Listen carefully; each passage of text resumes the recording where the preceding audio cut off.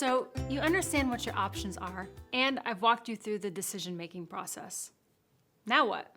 Once you've decided what sort of entity you want to be, the next step is to set the entity up with the state.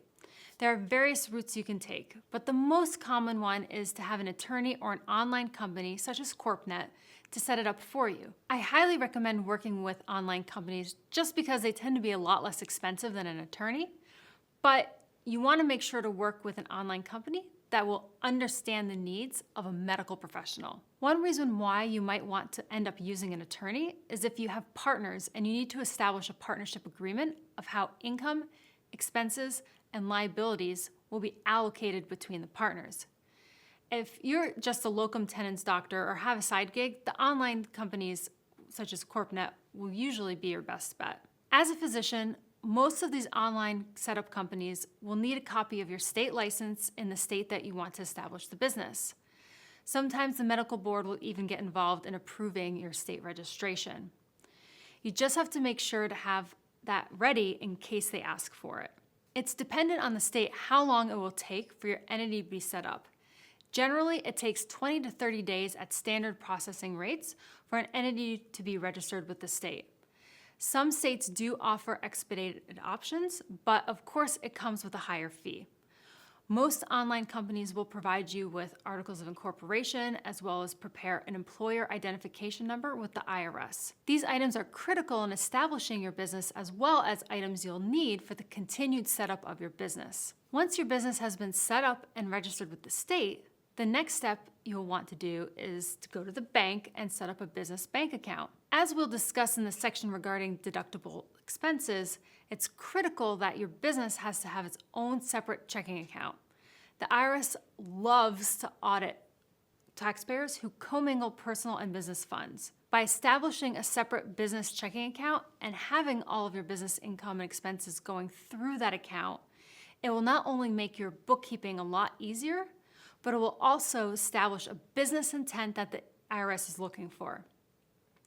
You also want to set up a business credit card as well. One negative about setting up a credit card with a brand new business is that the credit card company will give you a lower credit limit as your business hasn't established a credit rating yet. If this is the case and you're looking for a workaround, if you have a spare credit card and you don't use it for personal expenses, you can designate that personal credit card as a business credit card and use it solely for business expenses. Once you have your bank account and your credit card set up, the next step is to set up your bookkeeping. Bookkeeping is keeping track of your income and expenses for your business. There are many different ways that you can establish your bookkeeping. The most common being using Excel, Google Sheets, or bookkeeping software such as QuickBooks Online or Xero. What I use for my clients and myself is QuickBooks Online. They are the leader in this space and they use automated intelligence to make bookkeeping fairly simple for you to do yourself. I recommend you learn to do some of your own bookkeeping, especially in the beginning as your business is growing so you can fully understand the ins and outs of your finances. Later on, as your business grows or you lose interest in doing the day-to-day bookkeeping of your business, you can hire an independent bookkeeper or use one of the many online bookkeeping companies out there. I've even seen bookkeeping companies and software that are specific to physician practices. A simple Google search brings up several options, but I don't have any personal experience with them, so I don't offer any recommendations. If you're a C Corp or an S Corp, another thing that you'll need to set up is your payroll software.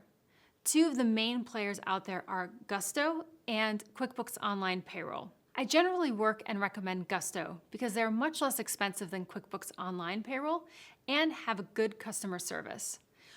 More importantly, setup is fairly straightforward and both companies lay everything out in baby steps. Before you set up your payroll, you'll need to apply for your payroll employer identification number.